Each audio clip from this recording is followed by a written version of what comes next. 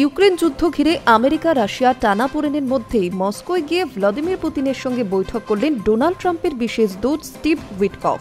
বুধবার ক্রেমলিনে এই বৈঠকের পরে রুশ সংবাদ সংস্থা জানিয়েছে আলোচনা ইতিবাচক হয়েছে।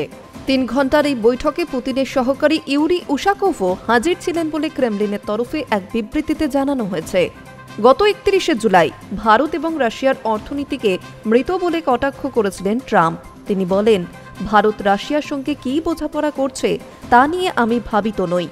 একসঙ্গে তারা তাদের মৃত অর্থনীতিকে ডোবাতে পারে।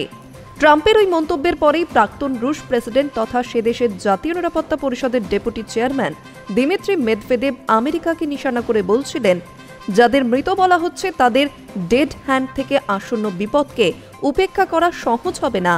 এরপরে ট্রাম্প শুক্রবার রাশিয়ার জলসীমার কাছে পরমাণু অস্ত্রবাহী 2টি ডুবোজাহাজ পাঠানোর কথা ঘোষণা করেন। কারণ হিসেবে জানান, মেদভেদেবের মন্তব্য প্ররোচনামূলক, তাই এমন পদক্ষেপ।